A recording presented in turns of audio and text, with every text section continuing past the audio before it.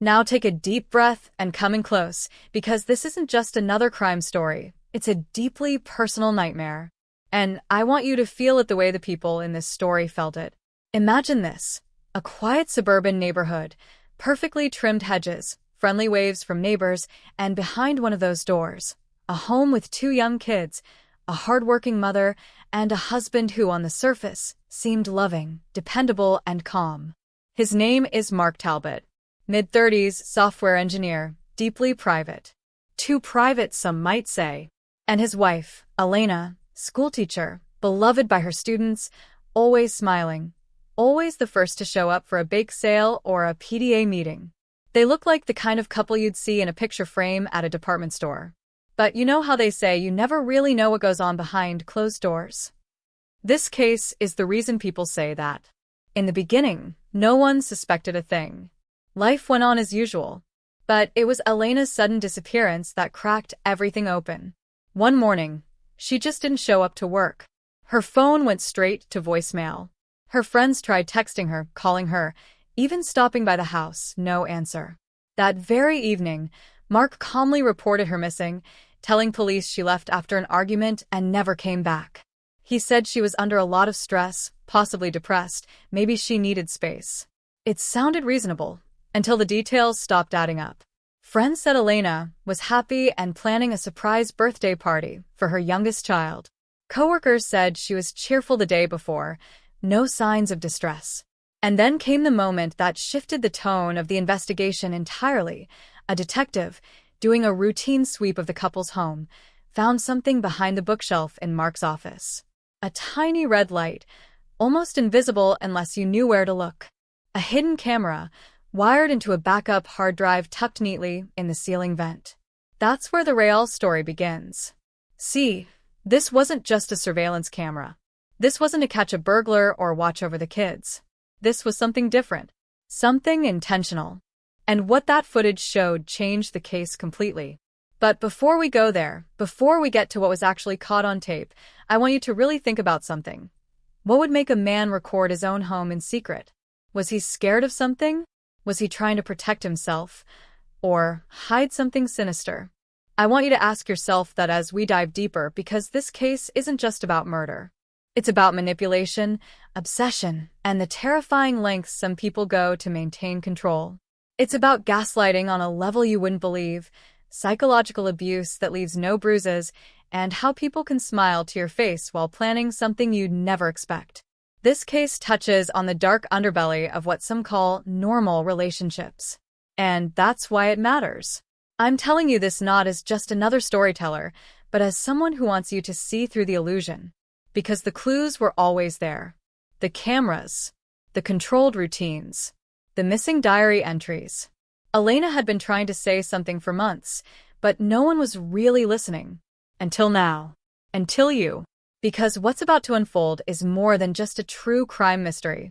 It's a warning. It's a wake-up call. And it's something you're not going to want to stop watching. Let's talk about Mark for a second. Because on paper, he was the dream husband. Steady job, no criminal record, polite to a fault. But dig just beneath the surface, and there's a different man. A man who slowly began isolating his wife from her friends, who installed apps on her phone for safety, who insisted on keeping the passwords to her social media, just in case. The kind of man who could smile during a police interview, never break a sweat, and say, she probably just needed space with such confidence, it almost made sense. Almost. But this is where you and I need to be smart. This is where we have to look past the surface, because Mark had secrets, and the camera he hid revealed more than he ever meant to show. It didn't just record footage. It recorded proof. And the minute detectives played it back, everything changed. There's a moment, around 2:13 a.m. on the night Elena vanished, where the camera picks up something strange. A shadow, a muffled scream, and then silence. And just like that, we're no longer looking at a missing persons case. We're looking at something darker, something deliberate. Now I know what you're thinking. Why would someone record something like that? And here's where it gets even more twisted, because sometimes in cases like these, the killer wants to relive it, wants to keep a trophy, wants to feel in control long after the crime is done. And in this case, That footage became the single most important piece of evidence the police had. But what's on it goes beyond just one night. It shows weeks, months of patterns, of planning, of psychological torment so subtle, most people wouldn't even notice it. So here's my promise to you. By the end of this video, you're not just going to know what happened to Elena. You're going to understand how it happened, why it happened, and how this case shook a city to its core. You'll see how detectives uncovered the truth piece by piece, how they played their master move when Mark thought he was in the clear.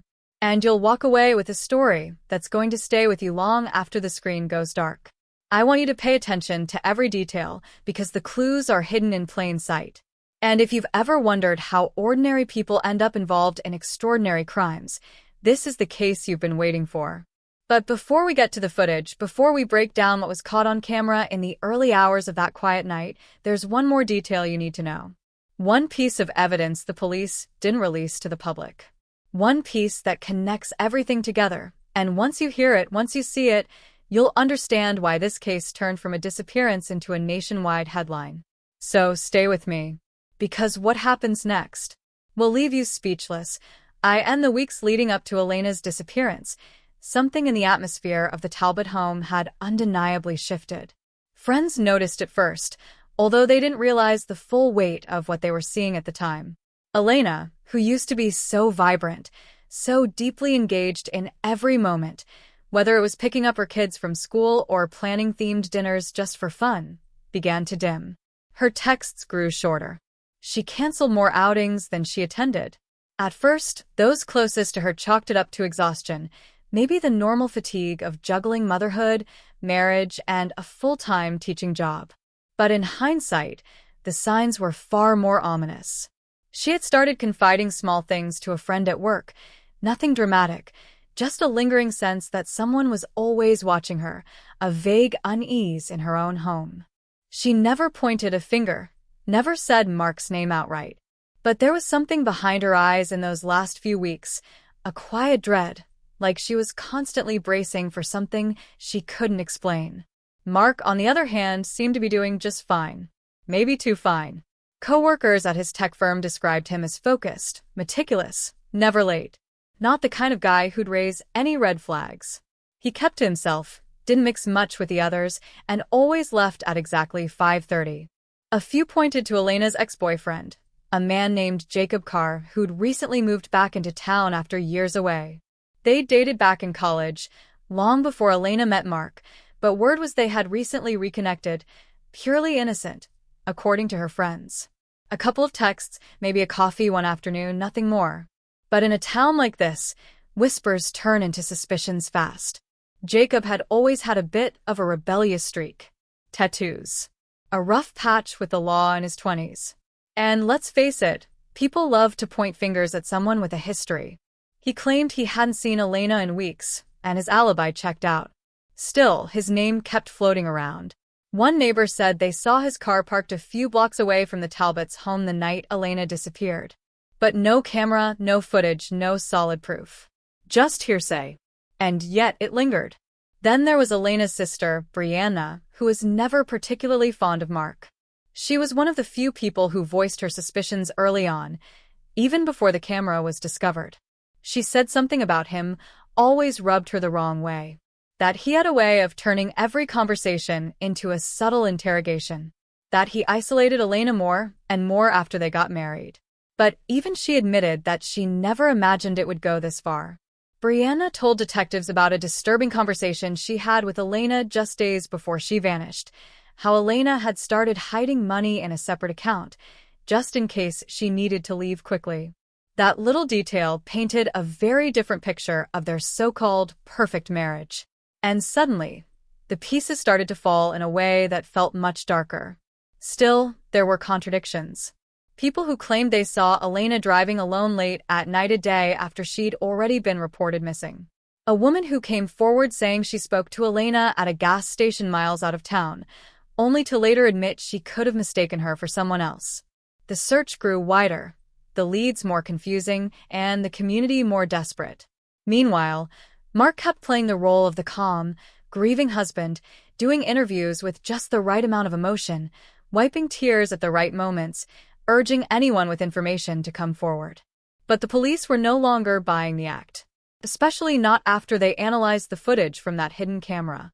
The contents of that video, though not fully released to the public, were enough to open an entirely new line of investigation. Not just because of what was shown, but because of the timestamps, because of the audio, because someone else's voice was heard in the house. A voice that didn't belong to Mark, Elena, or the kids. A male voice. Calm, deep.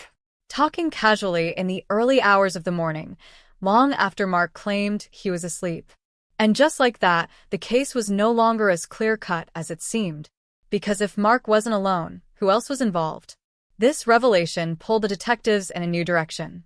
They began looking into Mark's contacts, his emails, his phone records. What they uncovered was subtle, but alarming. Encrypted messages. Anonymous online forums. A small group of individuals connected through a private server known for discussing philosophical ideas about control, dominance, and societal detachment. What sounded like pretentious internet babble at first began to feel like something more, something cult-like, even dangerous. And Mark was an active participant. He posted regularly under the alias Red Pilot, discussing the psychology of erasure, the power of the unseen, and methods of making someone vanish without trace. Most people would have brushed it off as some edgy online nonsense, but in the context of a missing woman and a hidden camera, it took on a much more sinister tone. Still, nothing definitive. No smoking gun. No blood. No weapon. Just a web of suspicion, half-truths, and a growing list of potential suspects, each with a shadowy connection to Elena's life. Even her closest friends began to question how well they knew her. Had Elena been planning to leave Mark for someone else? Was Jacob really just an old flame? Or something more? Was it possible she ran away to escape them all? Or had someone in that strange online group convinced Mark to take the unthinkable step? And if so, were they pulling the strings the entire time? These questions haunted everyone connected to the case, but none more than the lead investigator, who, despite all the noise, kept circling back to the same unsettling truth. The camera didn't lie. The footage showed more than just images, it revealed intentions, choices. It captured the last known hours of Elena's life, and while it didn't show everything, what it did reveal was enough to make even hardened detectives question what kind of darkness a seemingly average man could be capable of. Yet, despite everything, the footage, the messages, the strange online trail, there was still no body. No crime scene. No confession. And then something unexpected happened. A new piece of footage surfaced. Not from Mark's house. Not from any known security system. But from a gas station 2 towns over, dated one day after Elena was supposedly gone. The woman in the video looked just like her. Same jacket. Same walk. She even looked into the camera. But when detectives tried to zoom in and enhance the image, something didn't add up. Her face was wrong. Off. Almost like it had been manipulated. Deepfake technology? Someone impersonating her? Or was it Elena herself, alive and trying to send a message? The truth was getting murkier by the hour, and no one, especially not the people watching at home, could guess where this story was going next. And just when the case felt like it had reached its breaking point, the real twist was still waiting in the shadows.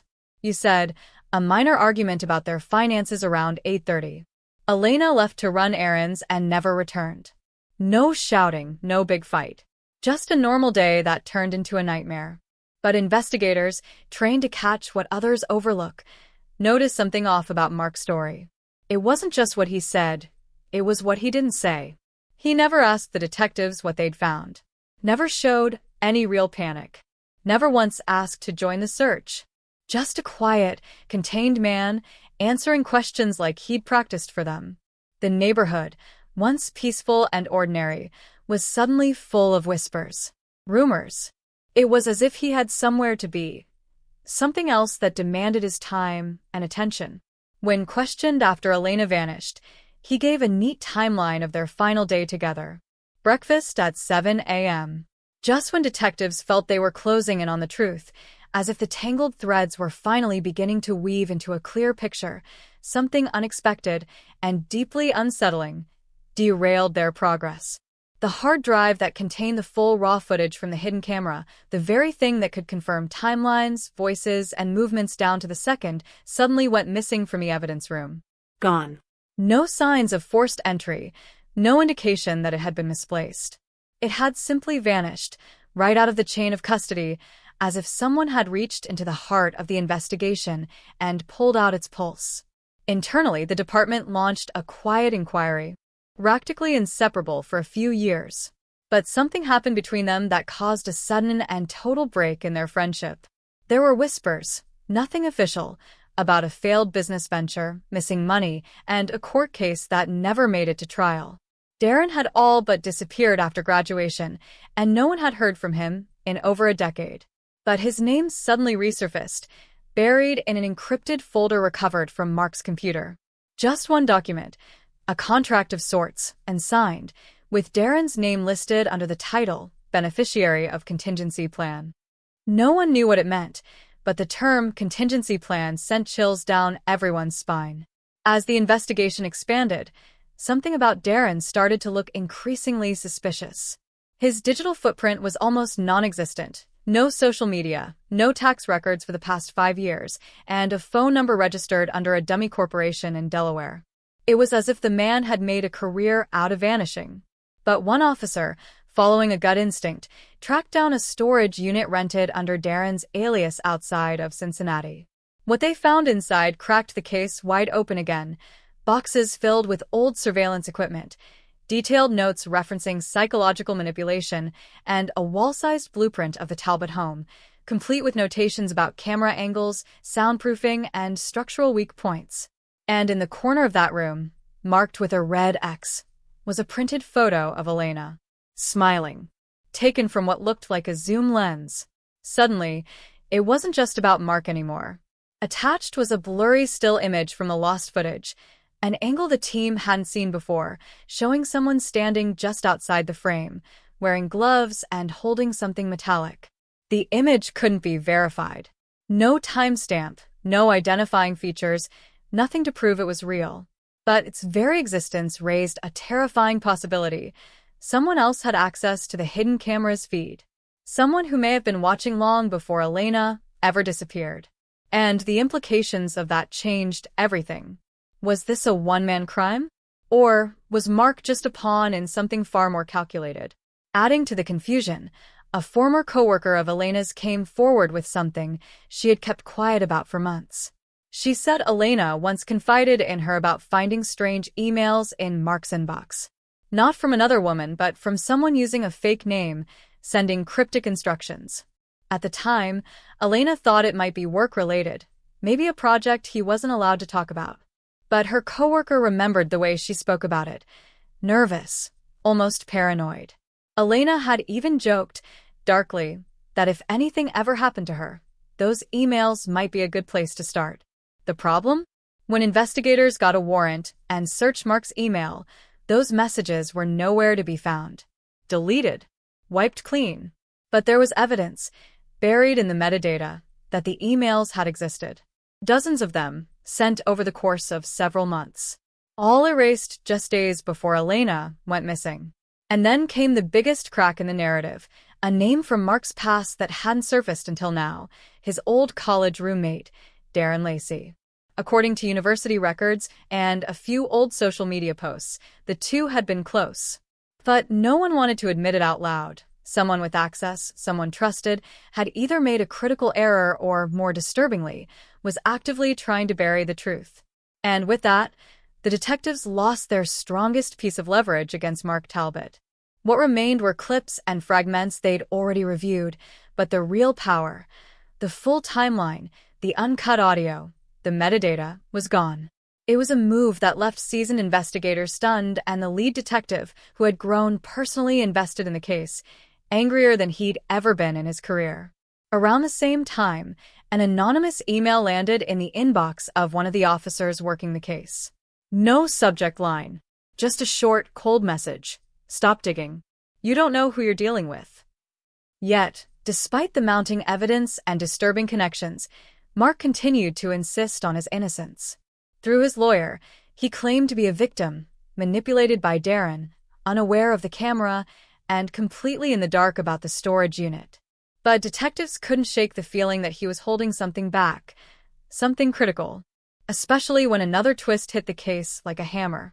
A fingerprint recovered from the lens of the hidden camera came back from the lab. It didn't belong to Mark. It didn't belong to Darren. And it didn't belong to Elena. It belonged to someone no one expected. Someone already on the inside. Someone who had been involved in the case from the very beginning. And with that revelation, the entire investigation turned inward. Someone was sabotaging the case from the shadows. And the next person to go missing might not be who you think. Just when the case seemed like it couldn't get any more tangled, the story took a disturbing detour, one that shook even the most hardened detectives and pushed this already chilling investigation into new, uncharted territory. A woman named Rachel Lawson stepped forward. She was Elena's childhood friend, practically a sister, someone who had known her since grade school. She hadn't been involved in the case so far, staying quiet and respecting the family's space. But now, she had no choice. Rachel claimed she had just received an envelope in the mail. No return address, no postage stamp, just her name written in thick black marker. Inside, she found a single USB drive and a handwritten note that read, "He lied to all of us. Watch before it's too late." Against her better judgment, she plugged it into her laptop, and what played on the screen sent her straight to the police. It was more hidden camera footage, but from a different room in the Talbot home, one no one had even known was being monitored. And in this video, Elena wasn't alone. She was sitting at the kitchen table with a man whose face was partially obscured, but based on his voice and body language, Rachel swore it was Mark. The footage showed a quiet, almost whispered conversation. Elena looked shaken, her eyes red from crying, while the man across from her kept his voice low and controlled, insisting, "If you say anything, we both go down." But here's the twist. This footage had a timestamp that didn't match up with Mark's alibi the night Elena disappeared. According to phone records and location data, Mark had been across town at a business dinner. There was even restaurant surveillance confirming it. So either the footage was doctored, someone impersonated Mark, or his entire alibi had been carefully orchestrated from the start. Detectives couldn't ignore the fact that whoever sent this video wanted to blow the case wide open, but also seemed to be playing their own game. It raised more questions than it answered. Who filmed this? Why wait until now to share it? And most importantly, what did they mean by "we both go down"? Things escalated further when another connection surfaced. Rachel mentioned that she recognized something strange about the man's voice on the video. Not that it wasn't Mark, but that it sounded like someone else she had met briefly at Elena's engagement party, Mark's younger brother, Ryan. Ryan had always been in the background, not close with Elena and rarely around, supposedly due to his job that kept him traveling. But as detectives looked deeper, they uncovered something alarming. Ryan had been let go from his job almost 8 months earlier and never told his family. During that time, he had been living just 2 blocks away from the Talbot house in a rented apartment under a different name. Not only that, he had purchased surveillance equipment online weeks before Elena vanished, and some of the gear matched what had been found in the secret storage unit linked to Darren. That discovery changed everything. If Ryan had been in the area, with motive and the means to spy on his brother's home, then suddenly, the hidden cameras weren't just a security system gone wrong. They were part of a larger, far more dangerous scheme. Maybe Elena wasn't just a victim of domestic violence or manipulation. Maybe she had become collateral damage in a calculated plan between men who all had something to lose. Detectives now had to ask, was Darren truly the puppet master, or was he working with someone? And if Ryan was involved, was Mark aware? Or was he just another pawn caught in the crossfire of a twisted, high-stakes game of power and secrets? And as these possibilities began stacking up like a house of cards, Rachel received another envelope, this time containing a photo. It was taken from a high angle, grainy, but unmistakable. It was her, walking home from the precinct the night she turned in the USB. Written on the back in the same thick black marker, "You were warned." The message was clear. Someone was watching. Not just watching the Talbots. Watching everyone. watching anyone who dared to get close to the truth. Now, even Rachel's life was in danger. And with that threat looming in the air, investigators had to face the chilling fact that this story might not end with justice. It might end with another disappearance. Or worse. You said.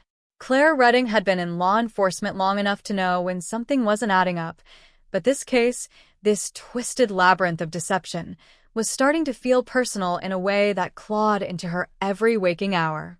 The moment Rachel Lawson received that second envelope, something in Claire shifted. Her instincts, honed by decades of facing down the worst humanity had to offer, screamed that this was no longer about finding Elena Talbot. It was about surviving. Something or someone was orchestrating every step, and they had turned their attention to the people getting too close to the truth. The dark web forums, the vanished footage, the anonymous threats, it was all building into something bigger. Something calculated. Something terrifying. And now, she could feel it following her like a shadow she couldn't shake. That realization came into brutal focus one night as she left the precinct after another 12-hour shift combing through digital evidence. It was late, nearly midnight, and the parking lot was nearly empty, save for her car and a lone maintenance truck parked far off under a broken streetlight. She didn't think much of it until she reached her vehicle and noticed the driver's side window had been cleaned. Not just wiped, but spotless, in stark contrast to the dust and grime caking the rest of her windshield. On the inside of the glass, in condensation someone had breathed into existence were the words, "You're next, Claire." Her blood ran cold. There were no fingerprints. No surveillance footage. Whoever had done it knew the precinct's blind spots. They had been close enough to touch her car, close enough to know her name. Panic didn't set in right away. Instead, it bloomed slowly, curling around her spine and tightening her chest over the next several days. At home, the lights flickered more than usual.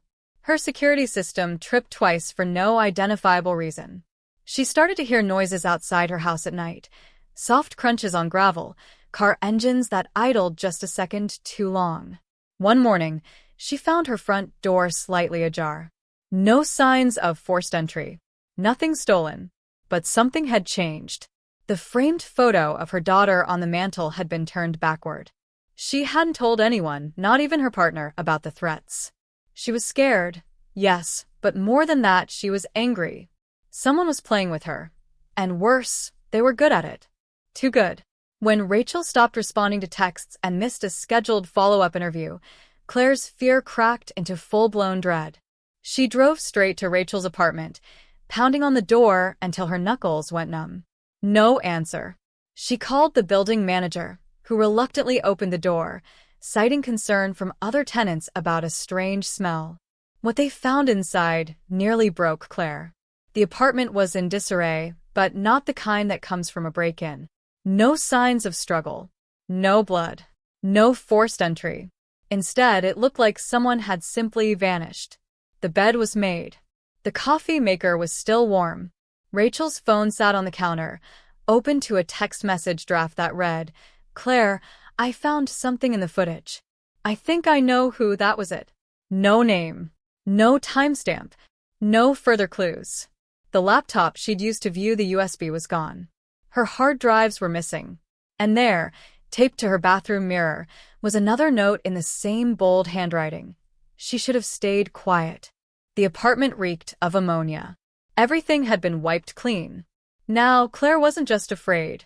She was spiraling. The emotional toll of chasing shadows and losing every thread she pulled at began to crack her resolve. She thought of her daughter, who had been staying with her ex-husband during the case. She thought of the last message she got from her, just a simple, "Good night, Mom." What if that was the last one she'd ever see? What if she'd dragged her own family into the nightmare just by getting too close? The fear seeped into everything, every shadow behind her, every person who looked a second too long at the grocery store, every car that turned when she turned. It wasn't just paranoia. It was instinct, and it was screaming.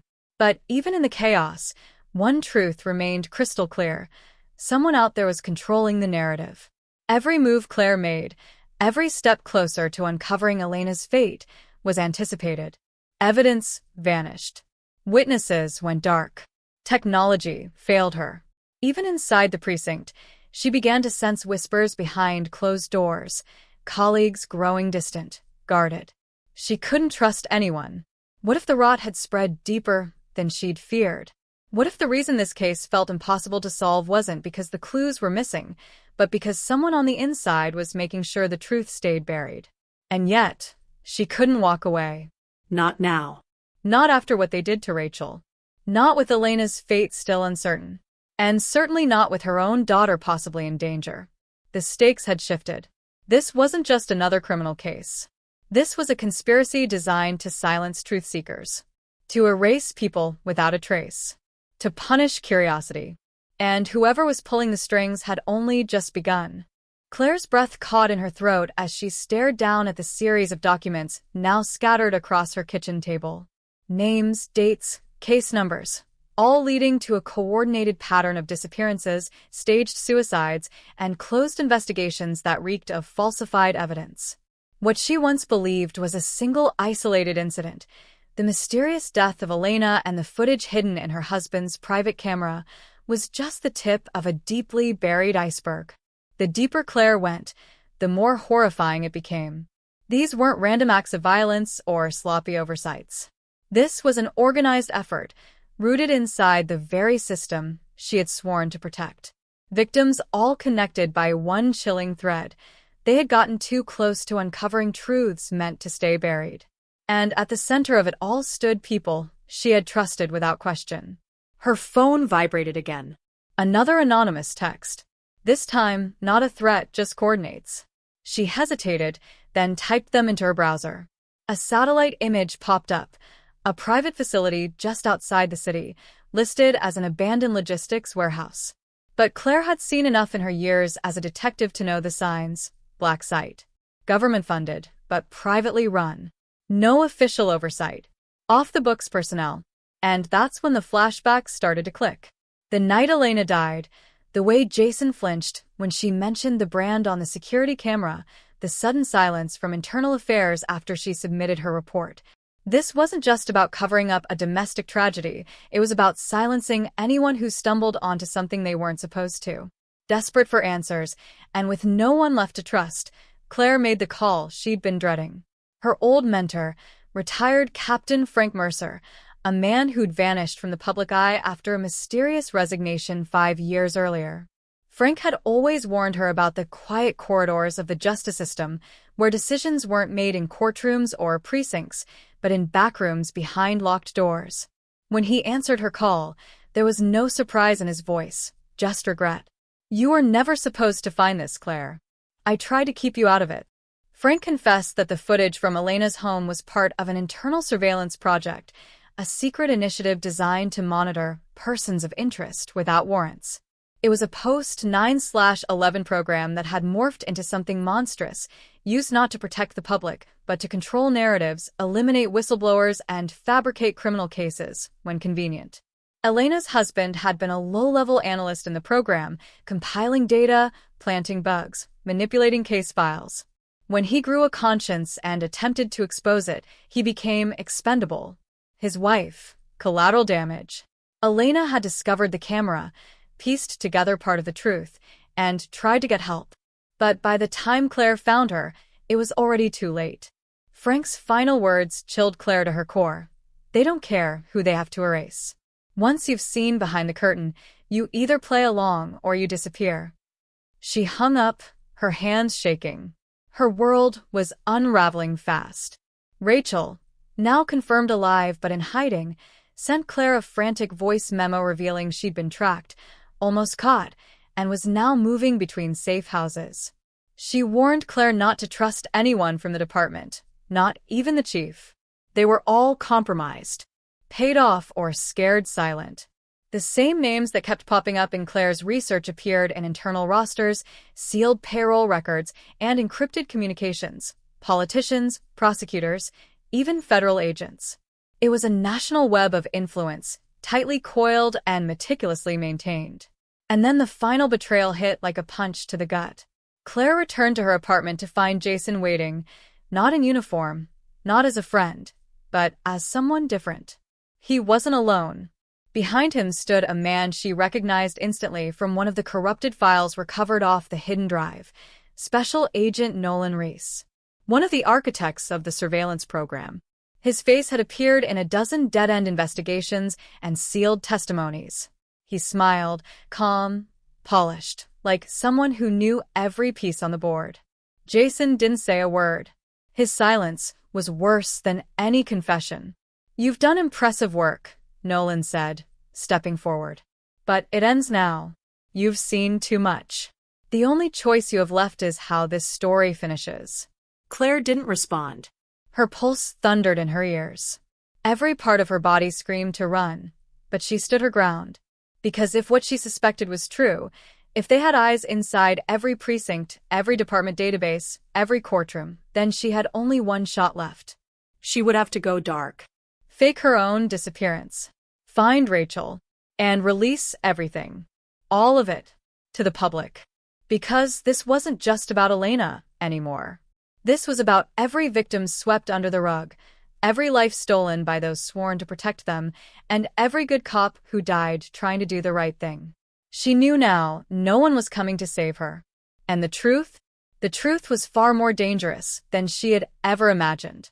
Claire stood just inside the dim glow of the abandoned warehouse, her breath fogging the air, adrenaline coursing through her veins like fire. The building was eerily quiet, but she knew it wouldn't stay that way for long. The evidence, everything she and Rachel had risked their lives to uncover, was now safely backed up and encrypted on a private server, set to go live in a matter of hours. Names, transactions, surveillance logs, manipulated case files, even classified memos outlining the objectives of Project Delphi, the illegal, off-the-books domestic surveillance and suppression program that had cost so many innocent lives. But getting it all wasn't enough. Claire needed them to know. She wanted the architects of this horror show to look her in the eye when it all came crumbling down. She wasn't alone in the dark for long.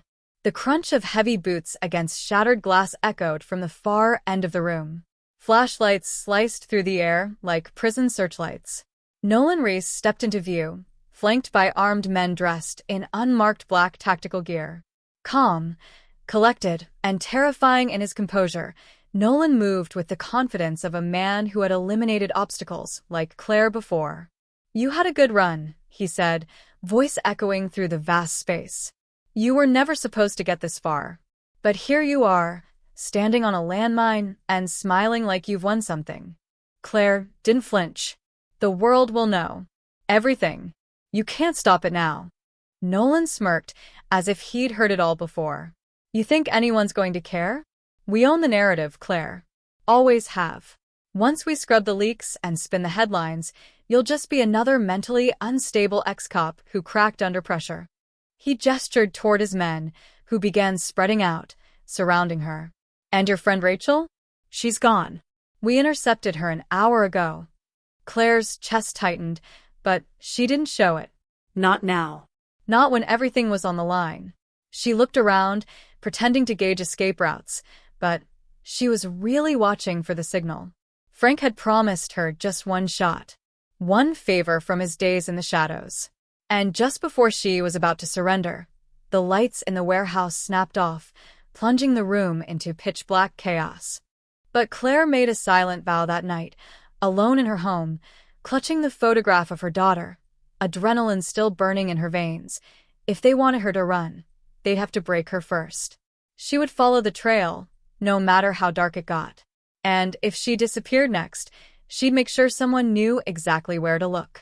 But even she didn't realize that the next clue would come from a place she never expected. "Want me to keep going into what happens next, or pause here for a beat?" "You said."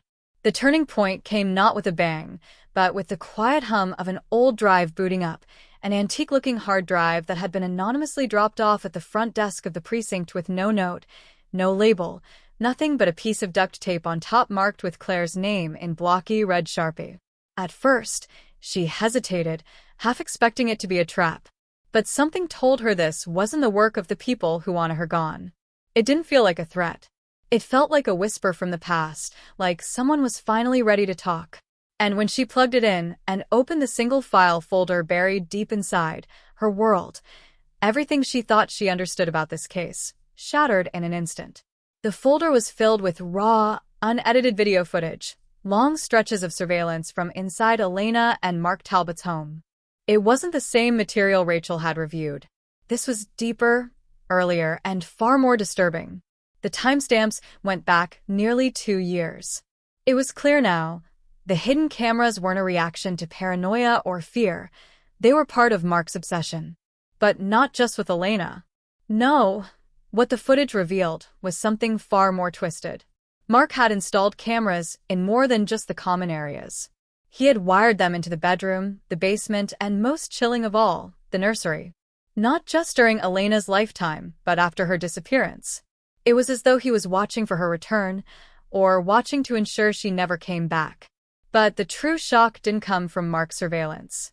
It came from what Claire saw in the background of one video, one that had previously seemed insignificant.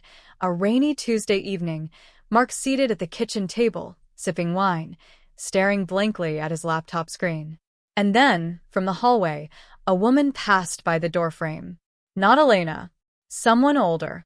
Her face half obscured by the angle, but unmistakable.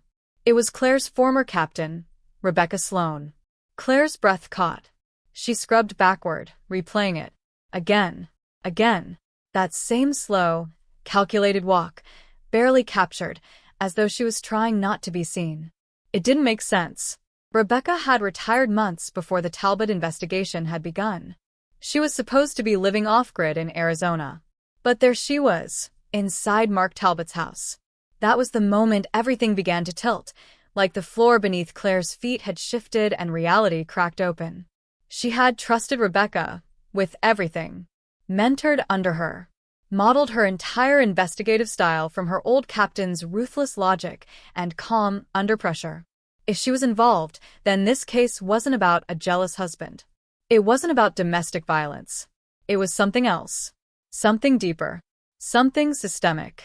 Claire dug into department archives and found that Rebecca had overseen 3 other missing persons investigations with eerie similarities to Elena's case, each involving a woman, each with surveillance equipment mysteriously discovered posthumously, and each one quietly closed without resolution.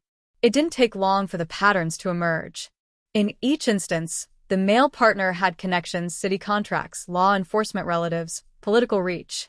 It was like these women had been selected, monitored, and erased with surgical precision. The motive wasn't passion. It was control. And Rebecca Sloan? She wasn't just complicit. She may have been orchestrating it. The implications made Claire's skin crawl. All this time, she believed she was up against one dangerous man.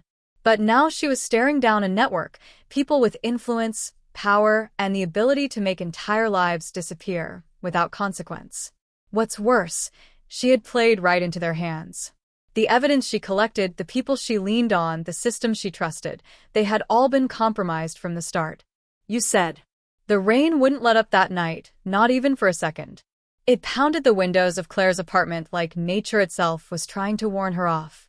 Inside, her world felt smaller and colder than ever, as if the shadows were creeping in on her sanity. After what happened, the power outage, the missing hard drive, and that voice, her voice, Claire hadn't slept.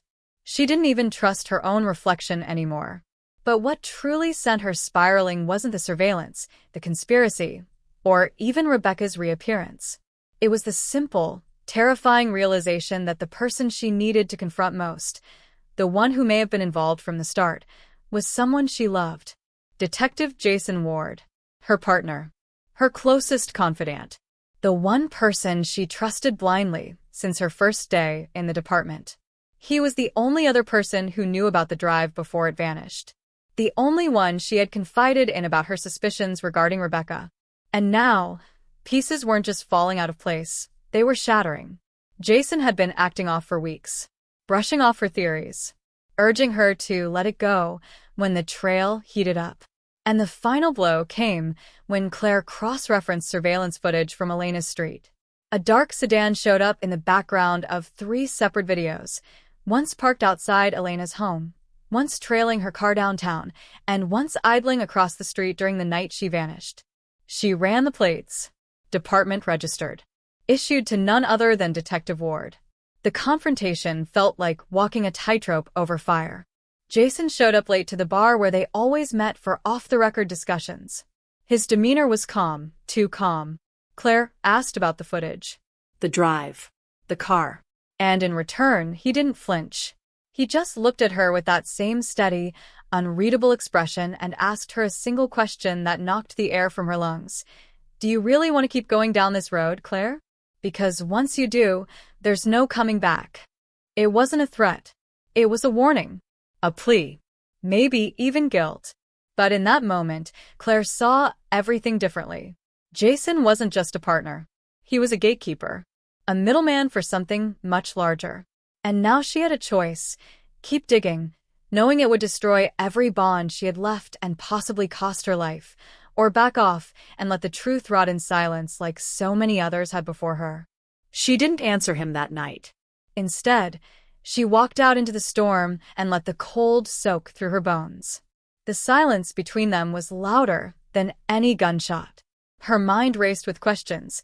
Had Jason planted the cameras? Had he been the one manipulating her all along? Or was he caught in it too, forced to play along to survive? Either way, trust was gone.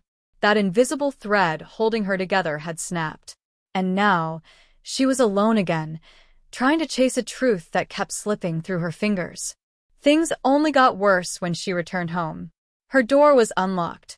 Nothing was stolen, nothing obviously disturbed, but something was off.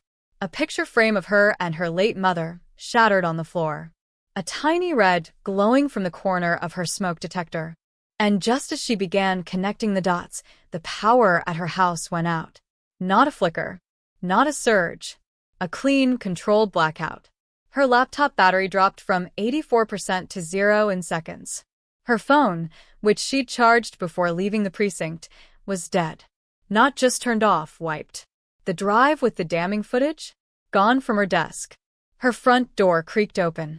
And then, in the darkness, a familiar voice echoed from the hallway.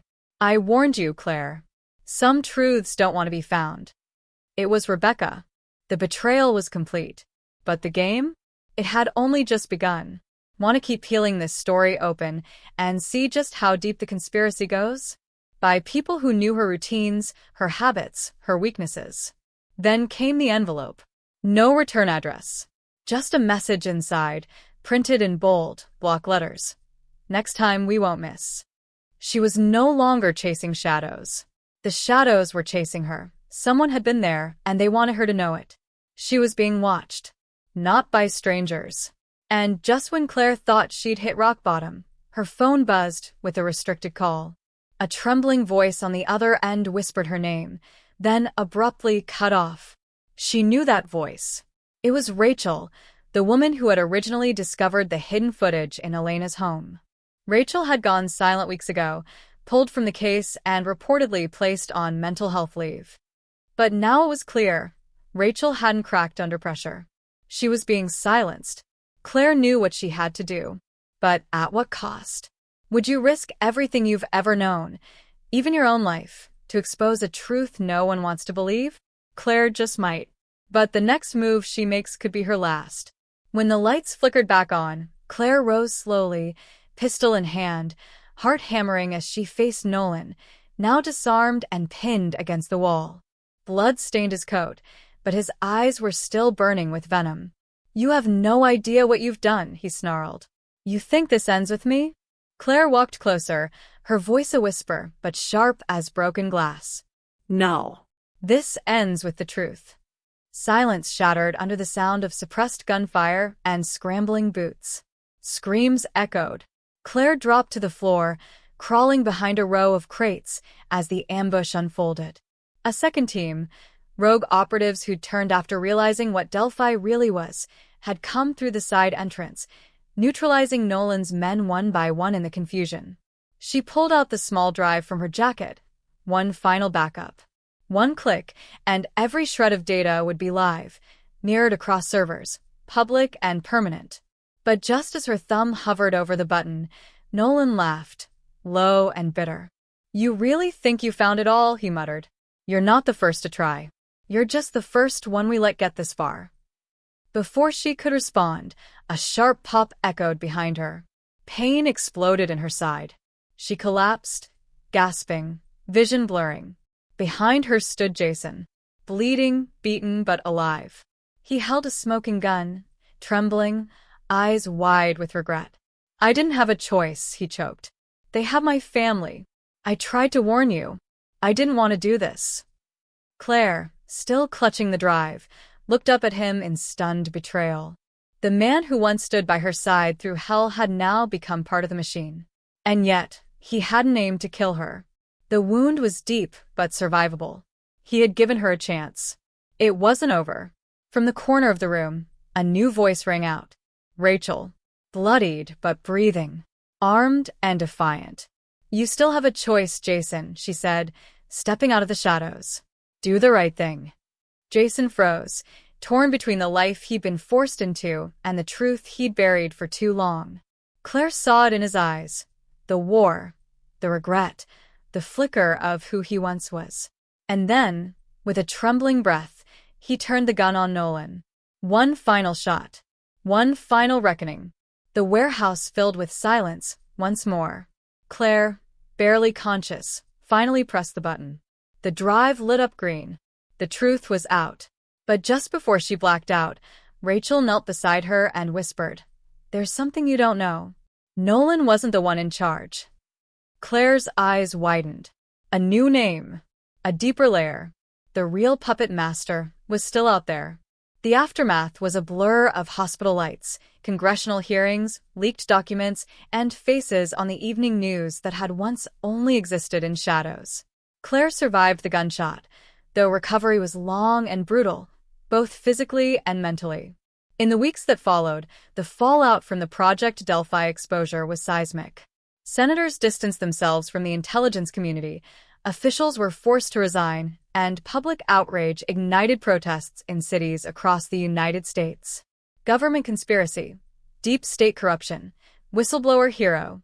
These terms dominated YouTube search trends, news cycles, and late-night debates. Claire's name became synonymous with justice in the face of institutional rot, though she never once stepped back into the spotlight. The truth was, she didn't need recognition. She only wanted one thing: peace. Rachel remained by her side, a constant force of loyalty and quiet strength. They moved upstate, far from the noise, where no one knocked unless invited.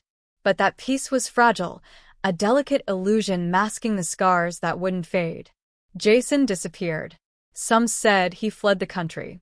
Others believed he was buried in an unmarked grave, punished by the very people he tried to double-cross. Claire hoped, in some distant way, that he found redemption, if not in life, then in whatever came after. What haunted her most wasn't what had happened, but what Rachel had said just before she passed out in that warehouse. Nolan hadn't been the top of the food chain. There was someone else. Someone still out there, still in control. Despite the investigations and the wave of arrests, that name never surfaced. Whoever they were, they knew how to stay hidden. Files were scrubbed, records vanished, witnesses silenced before they could testify.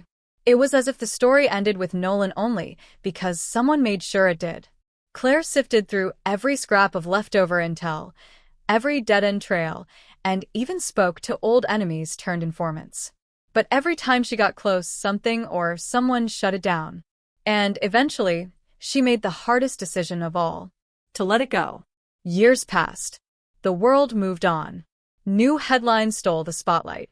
True crime channels dissected her story, some with reverence, others with wild theories that made her laugh or cry, depending on the day. But every now and then, she would receive an anonymous envelope, no return address, no message, just a single item inside. A photo of a person who had once been involved with Project Delphi, smiling at a wedding, sitting on a park bench, boarding a plane in a foreign city. Every time, within days of receiving it, that person would vanish from public view entirely. No explanation. No trace. Claire never told anyone. She didn't have to, because deep down she knew the war wasn't over. It had just gone quiet, and as she sat by the window, watching the sun slip behind the hills, a new envelope arrived. thicker than the last. Inside wasn't a photo, but a flash drive. And a note written in a hand she hadn't seen in years. Ready for the next chapter? Claire closed her eyes, pulse rising, heart heavy but steady. The truth had set her free once. But the truth always had more to say.